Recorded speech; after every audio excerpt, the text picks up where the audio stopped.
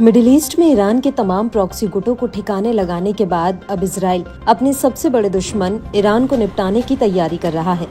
Syria में बशर अल असद के तख्तापलट का फायदा उठाते हुए इजरायली एयरफोर्स ने ईरान के परमाणु ठिकानों पर हमले की तैयारी तेज कर दी है। टाइम्स ऑफ इजराइल ने इजरायली सैन्य अधिकारियों के हवाले से ये जानकारी दी है। रिपोर्ट के अनुसार इजरायली अधिकारी तेहरान के प्रॉक्सी गुटों की कमजोर होने और सीरिया में असद शासन के पतन को एक रणनीतिक अवसर बता रहे हैं।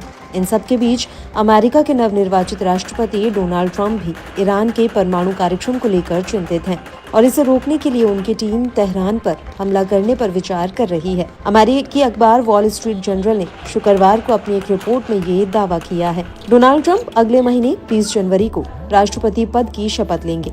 उनके पद संभालने के बाद ईरान के परमाणु ठिकानों पर हमले का विकल्प चुना जा सकता है। ईरान के अलावा सीरिया में भी असद शासन के पतन के बाद अमेरिकी सेना की भूमिका पर ट्रंप नए सिरे से विचार कर रहे हैं। WSJ की रिपोर्ट के अनुसार ट्रंप की टीम ईरान के परमाणु ठिकानों पर हमले के संभावित परिणामों का आकलन कर रही है। टीम के अधिकारियों ने बताया कि ईरानी खेमे का कमजोर होना और समृद्ध यूरेनियम में तेजी से वृद्धि चिंता का विषय है।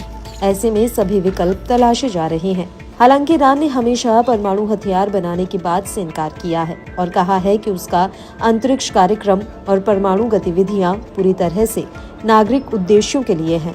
वहीं अमेरिकी खुफिया एजेंसियों और IAEA का कहना है कि ईरान के पास 2003 तक एक संगठित सैन्य परमाणु कार्यक्रम था और उसने नागरिक आवश्यकता से परे अपने परमाणु कार्यक्रम को विकसित करना जारी रखा। इजरायल का तर्क है कि ईरान ने कभी भी अपने परमाणु हथियार कार्यक्रम को वास्तव में नहीं छोड़ा और इसके कई परमाणु स्थल भारी किलेबंद पहाड़ों के नीचे दबे हुए हैं। अब रिपोर्ट के अनुसार डोनाल्ड ट्रंप ने इजरायल के प्रधानमंत्री बेंजामिन नेतन्याहू को बताया है कि उन्हें चिंता है कि उनके कार्यकाल में ईरान परमाणु हथियार बना सकता है। ऐसे में उनकी टीम इसे रोकने के लिए सैन्य कार्रवाई पर विचार कर रही है। ईरान के परमाणु ठिकानों पर हमला करने से अमेरिका और ईरान के बीच युद्ध छिड़ सकता है, लेकिन ट्रंप अमेरिकी सेनाओं की भागीदारी वाली कोई लड़ाई नहीं करना चाहते।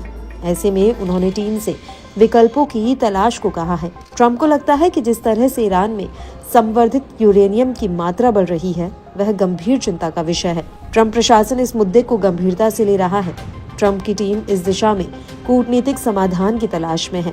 आपको बता दें कि इजरायल पहले हमले के दौरान भी ईरान के न्यूक्लियर ठिकानों पर हमला करना चाहता था, लेकिन तब उसे अमेरिकी राष्ट्रपति जो बाइडेन का साथ नहीं मिला। अब जबकि अमेरिका में सत्ता परिवर्तन तय है और नेतन्याहू के करीबी डोनाल्ड ट्रंप शासन संभालने वाले हैं, तो इजरायल पूरी तरह से बेखौफ होकर ईरान के खिलाफ ठोस रणनीति बना रहा है। उधर ईरान भी कई बार धमकी दे चुका है कि वह यहूदी शासन के खिलाफ पहले की तुलना में और भी बड़ी कार्रवाई कर सकता है। ऐसे में अगर इजरायल तेहरान के परमाणु ठिकानों को निशाना बनाता है तो जाहिर है दोनों देशों के बीच जारी तनाव एक बड़े संघर्ष में तब्दील हो सकता है।